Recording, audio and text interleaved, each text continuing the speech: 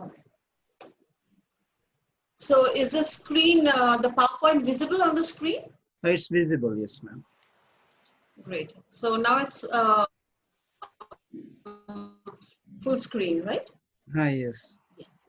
So let's begin without much more ado. Yes, sir. So good morning, viewers. Yes, good morning, viewers. As promised, today is the 13th of August, so I'm here for you in order to talk about 17th century English poetry. Now, 17th century English poetry would encompass quite a large purview. So it would not really be possible for me to go through everything that happened in the 17th century English poetry. So what I'm going to do is, since my topic is titled, my lecture is titled 17th century English poetry, replumbing the metaphysical. So I'm only going to zero in on the metaphysical poetry part, and I'm not going to talk much about the Cavalier poetry and all other kinds of poetry that was there. So before we go on into a discussion of the metaphysical poetry, since you know, it's an intriguing question that what is great poetry? When does poetry make it to the canon? So Grierson once said, all great poetry is metaphysical. So since we are going to talk about metaphysical poetry today, this is kind of like important. All great poetry is metaphysical. So the next question is, what is great poetry?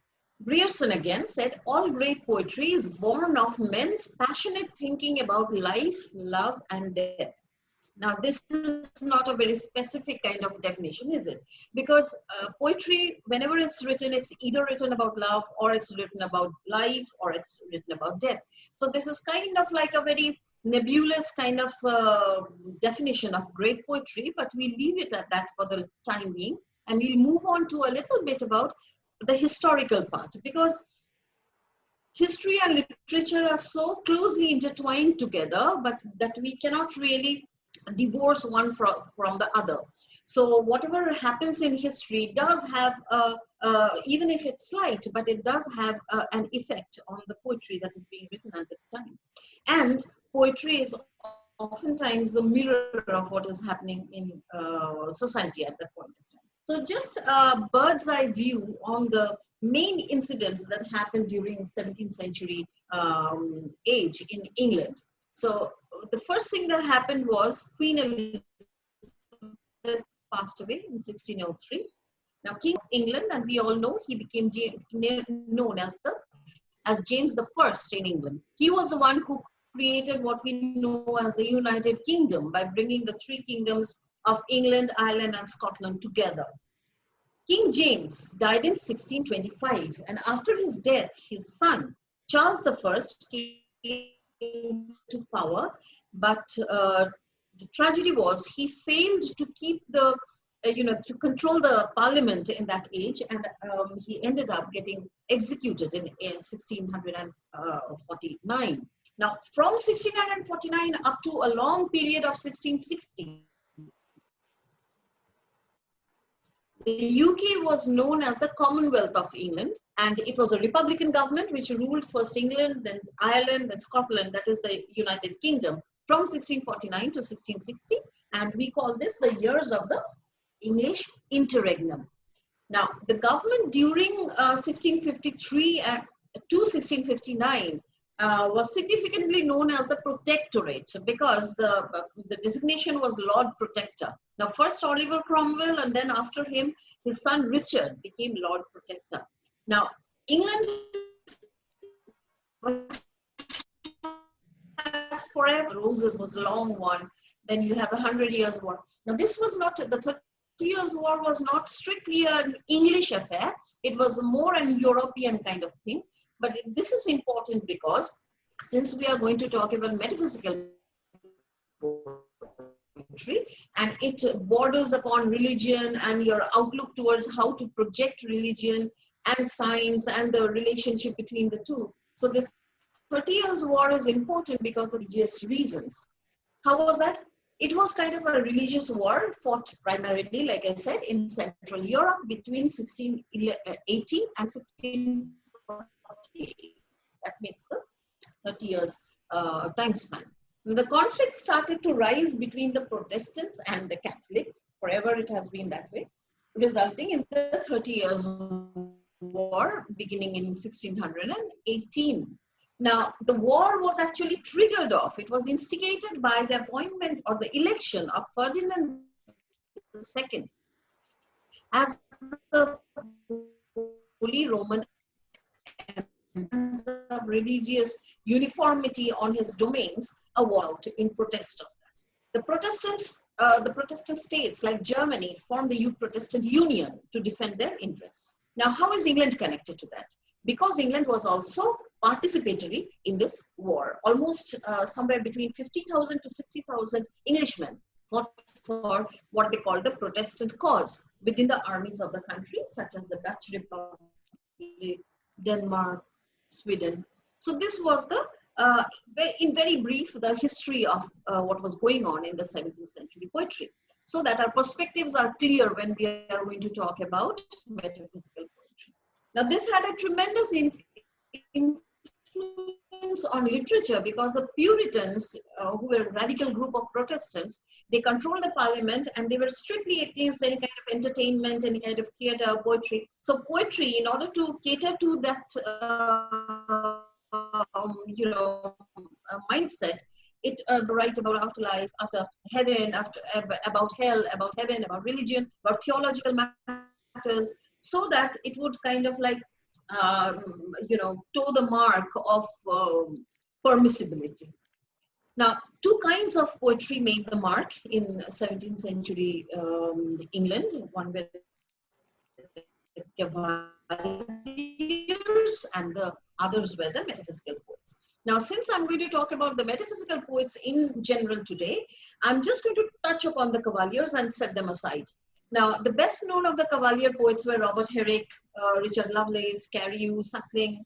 Now, in very short, the traits that made up cavalier poetry are, most of the cavalier poets were courtiers with some expectations. Like, they were people who were in the court, they were near about the king. So they had a kind of loyalist agenda. Most of the poems celebrate beauty, love, nature, sensuality, drinking, good fellowship, honor, and social life. In many ways, this poetry embodies an attitude that reflects carpe diem, which means, hold the day. In fact, this theme of carpe diem, as we all know, had started making its mark right from the Renaissance times, when people were talking about carpe diem, carpe florum on the one hand, and then Renaissance moriendo on the other hand. So death and how it takes away life and how life is to be lived to the full and how time can be taken by the forelocks. This began to, bother people a lot. Platonic love was also another characteristic of cavalier poetry, and there the woman would be deified and she would be taken as the seventh wonder of the world and she would be almost worshipped.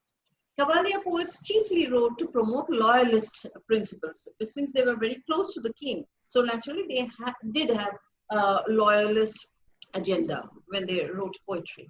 Triumphant and boisterous tone and attitude of poetry. And they were rich. They many a times they referred to the ancient poets as well.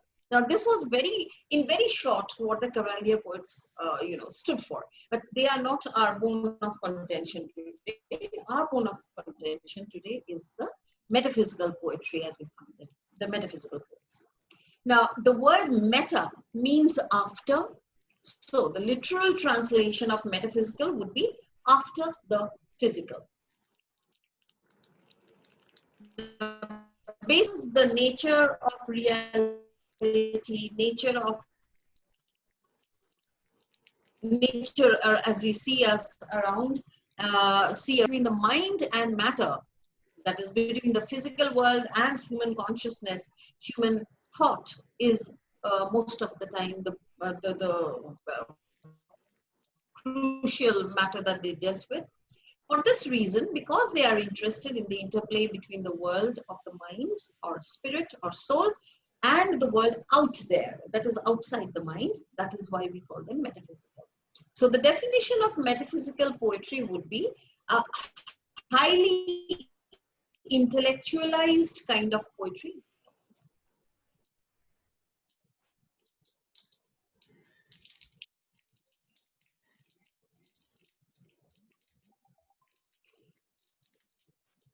Yes.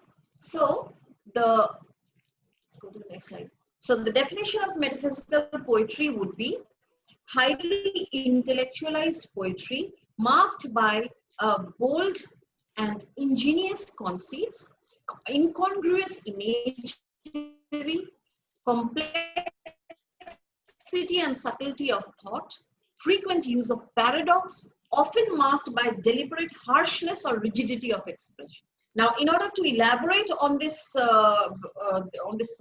definition a little bit more, let's go to what the classics talked about. John Dryden once talked about John Donne in words that were not very flattering. He actually meant to criticize John Donne when he said he affects the metaphysics, not only in his satires, but in his amorous verses. When nature only should reign philosophy, when he should engage their hearts, and enter the Cowley has copied him to a fault. Am I still audible, Dr. What? Pawar? It's breaking. Voice is breaking. The voice is breaking. Yes. Is it okay now? Now it's okay. All right. Is it okay now? Yeah, All right. yes. So in their own time, though John Dryden criticized John Donne by saying that he was metaphysical, he affects the metaphysics, the peculiarity is that in his own time, John Donne himself had written in a style that was quite metaphysical in its own way. Like probably the only writer before Dryden to speak of the new style of poetry was Drummond of Hawthornden. We normally know Dryden as the first person who talked about metaphysical poetry, but if we really look and plumb into history, we find that Drummond of Hawthornden also talked about metaphysical poetry in an undated letter from the 1630s. That is why we don't know the specific date of the letter, where he said, some men of late, because he was writing in 1630s. Naturally, he was almost contemporary to the metaphysical poets. He said, some men of late, transformers of everything, consulted upon her reformation and endeavored to abstract her to metaphysical ideas and scholastical quiddities, denuding her of her own habits. And those ornament came up, of course. But the most iconical definition was probably given by Samuel Johnson, and we keep quoting from him all the time. He said that the metaphysical poets were men of learning. I have highlighted some parts in different colors because I want my audience to pay more attention to those words than to the rest of the definition. The metaphysical poets were men of learning, and to show their learning was their whole endeavor, because these are some points that we are going to discuss a little later. To show their learning, to parade their learning, to show off a little bit. Unluckily, resolving to show it in rhyme instead of writing poetry, they only wrote verses. And very often, such verses as stood the trial of the finger better than that of the ear. It was more of an exercise of finger than of the ear. For the modulation was so imperfect that they were only found to be verses by counting the syllables. You could only say that they are poetry, count the syllables, and there was a prosody that made it like poetry, but there was nothing more to it. The most heterogeneous ideas are yoked together by violence. Nature and art are ransacked for illustrations, comparisons, and allusions. Their learning instructs, that is, it's more of didactic, and their subtlety surprises. But the reader commonly thinks his improvement dearly bought, and though he sometimes admires, is seldom pleased. So this was not a very flattering definition that Dr. Johnson gave, but this is one of the most iconic definitions that we always swear by when we talk about metaphysical poetry. Now, it's true that the Augustins were not really very fond of the metaphysical poetry, yet, ironically, like I was saying a little earlier, some of their early writings betray traces of metaphysical influences. So you get the idea that they themselves were victims of what they were criticizing. So towards the start of John Donne's writing career, he contributed a poem. My internet connection is unstable. Okay, let's see what happens. Towards the start of John Donne's writing career, he contributed a poem on the death of himself. It is typified by astronomical imagery, paradoxes, baroque hyperbole, play with learned vocabulary like universal metempsychosis, and irregular versification, which includes frequent enjambment. So these were actually traits that are associated with metaphysical poetry. And John Donne, who was so critical of, and John Dryden, who was so critical of John Donne's metaphysical poetry, himself had written in that very way. The poem has been cited as manifesting the poem meaning the poem written by John Dryden, as manifesting the extremes of the metaphysical style. Isabel Rivers says this in her book, The Making of a 17th Century Religious Poet. Alexander Pope's early poetry also evidences an interest in his metaphysical forebears. Among his juvenilia appeared imitations of Cowley. As a young man, he began work on adapting Donne's second satire, to which he had added the fourth satire too, right?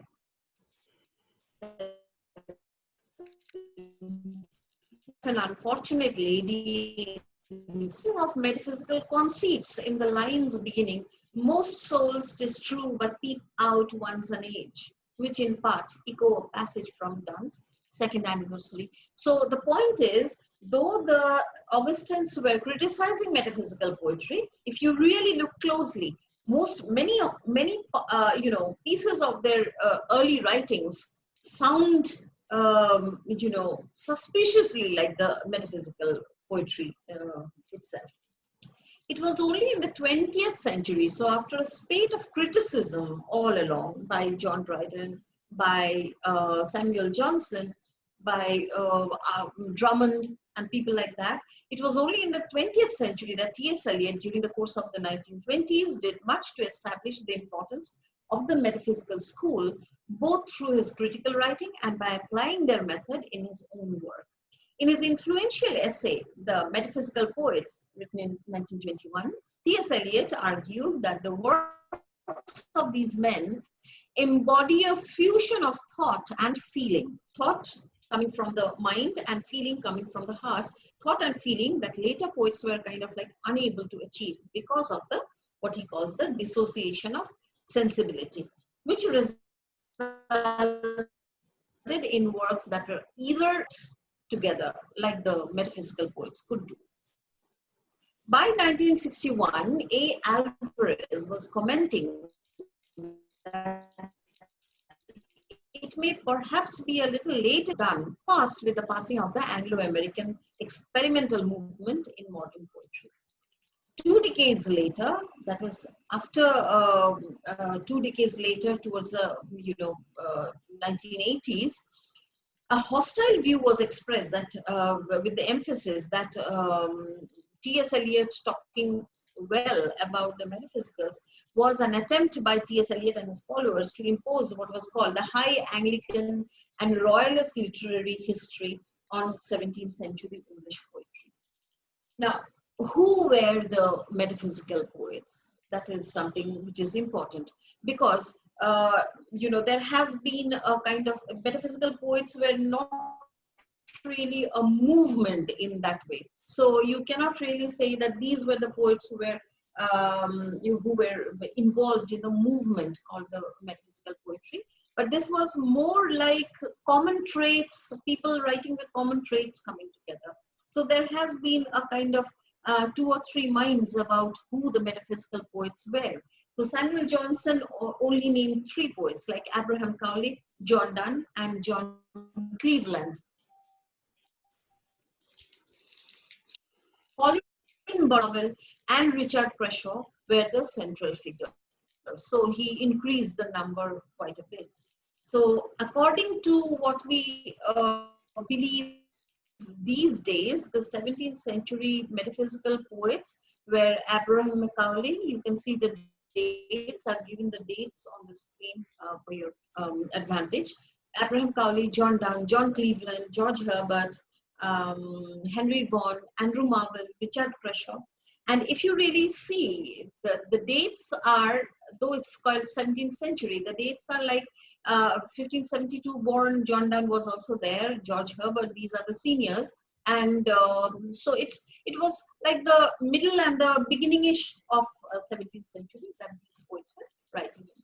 Now, Helen Gardner, in her very famous book that we cannot do without whenever we talk about metaphysical poetry, in her book, Metaphysical Poets included proto-metaphysical writers such as William Shakespeare and Sir Walter Raleigh, extending on the other side to the Restoration brought in by Edmund Waller and Rochester.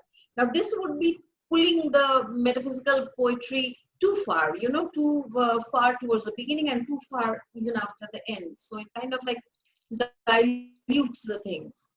Colin Burrows said the same thing. He said, he rather correctly remarks that the categorization is so broad that it takes away from the individuality of the metaphysical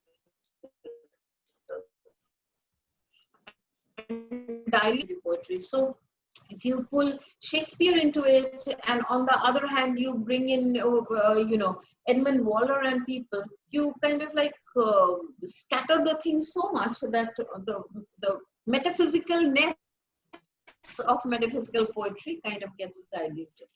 But the overtures of metaphysical poetry, though we won't pull it as early as William Shakespeare or Walter Raleigh, if you really look closely, the overtures of metaphysical poetry did begin earlier. It was not that John Donne and George Herbert were the ones who started it. This process had been there from earlier. And there were two people who made it even more evident. One was Saville and the other was Alabaster. History and influences. Like we said, that the religious history of the age was very important when we talk about metaphysical poetry. So if we really look at the history of England, we find that, but later on, he grew tired of the Catholic Church practices and politics, and so he just wanted out of the Catholic Church. Then Edward VI, he was a super Protestant. Then Queen Mary was again a Catholic, and then Elizabeth I was again a Protestant. So it has been a kind of zigzag graph between Catholicism and Protestantism as far as the age is concerned. Now, there was this rise in Protestant identity, as we have been talking about when we talked about the history of 17th century England. There was a rise in the Protestant identity.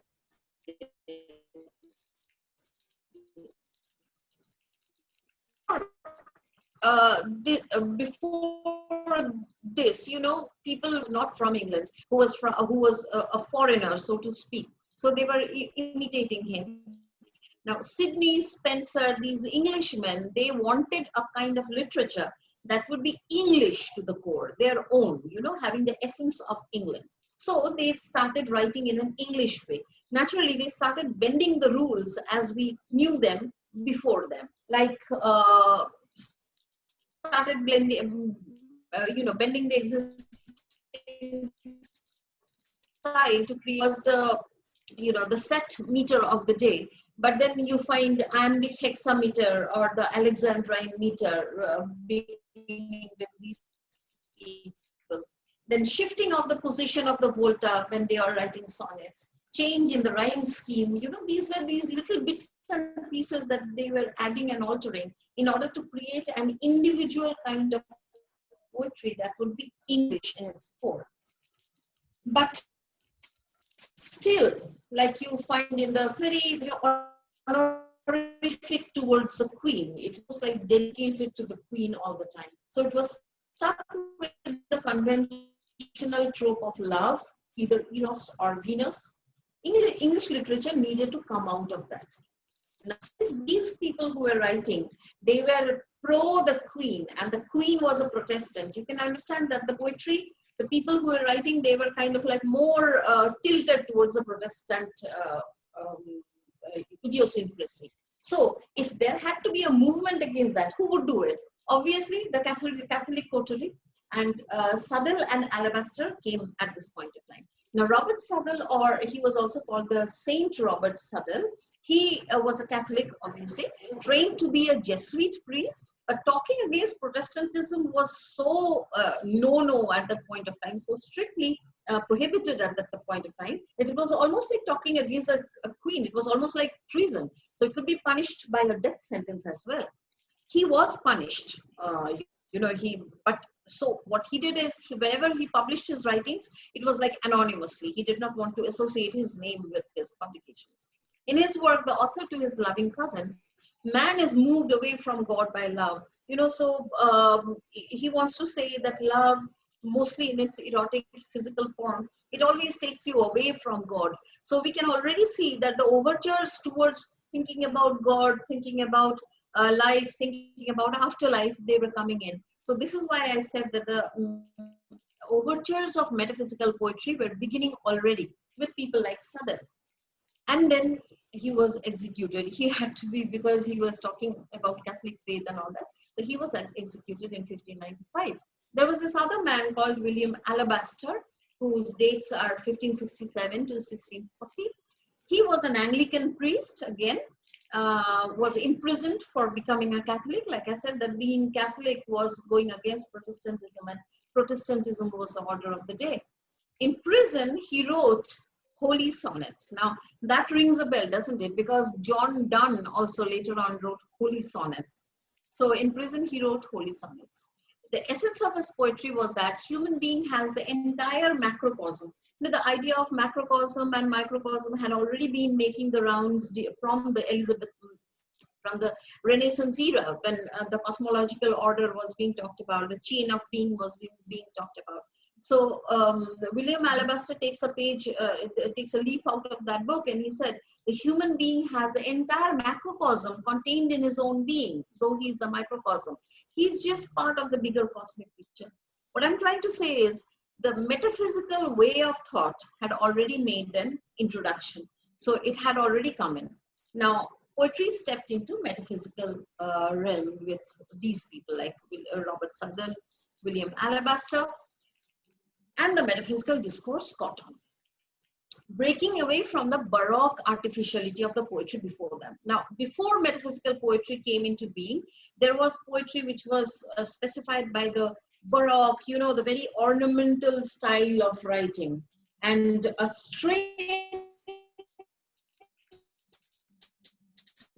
deviation from that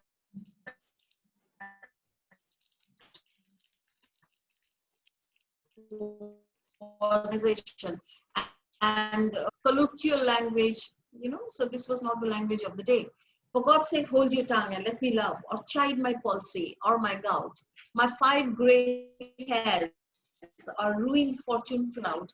With wealth, your state, your mind, with honor or his grace, or the king's real or stamped face, contemplate what you will approve, so you will let me love. So he's kind of like, just shut up and let me love. Instead of that, he just said, for God's sake, hold your tongue and let me love. This was a kind of language that was not heard of earlier. Now, conceits were another thing that we often talk about when we talk about metaphysical poetry. And quoting the very famous Dr. Johnson, heterogeneous ideas are yoked by violence together. They are forcefully yoked together. They're forcefully brought together. Heterogeneous action throughout Europe. So if we really look, this Baroque tradition of European dimension of poetry was what mothered this conceit, this trend of the conceit. European counterparts who could have, contributed a lot to this vogue or trope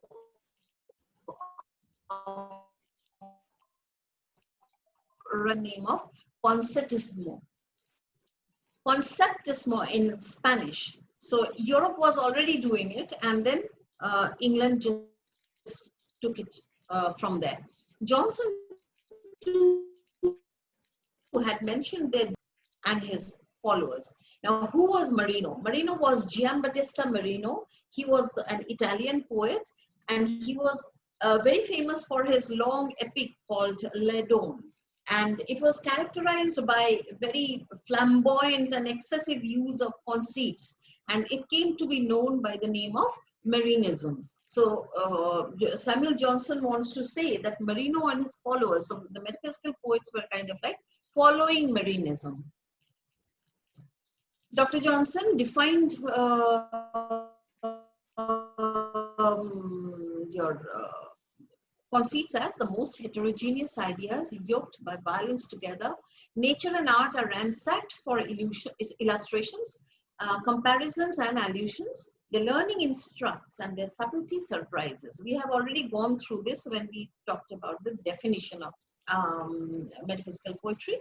This last part is a little important because it is never wholly lost. If they frequently threw away their wits upon false conceits, the likes were far-fetched. They were often worth the so even Dr. Johnson, agrees that these poets were sometimes, at least, they hit the mark. They made good impact.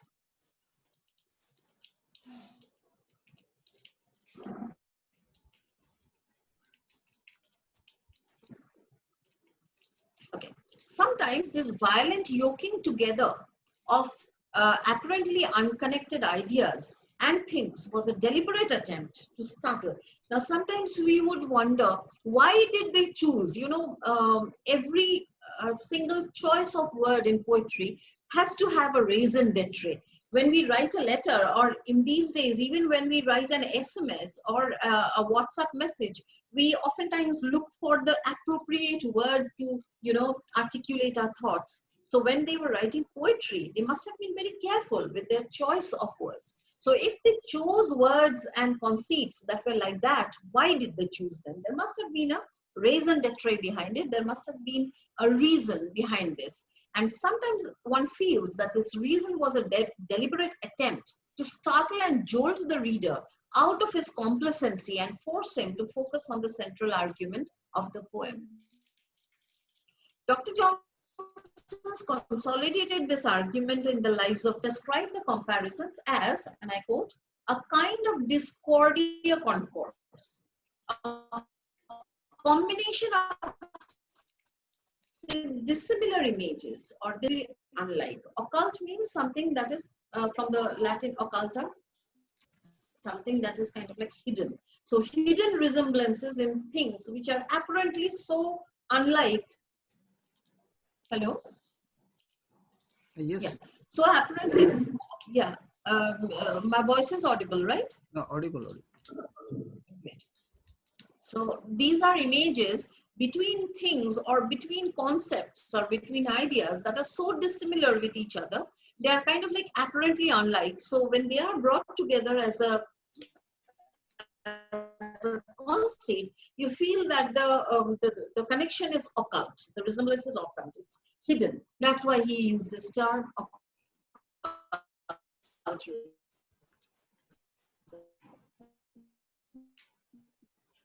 One of my very Can we restart, ma'am? and now yes. Can we restart? We end here and another video we will start. The second part of this. Okay, we'll do it. Because voice is. So see you in the next part then. Let's start. Yes. So is there a new link you are going to send me? The same link.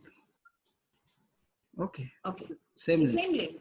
Yes, yes. Okay. Okay. So I need to log out and come in once again. Is that it? No, I will end this. Okay. This, and you simply click and log on.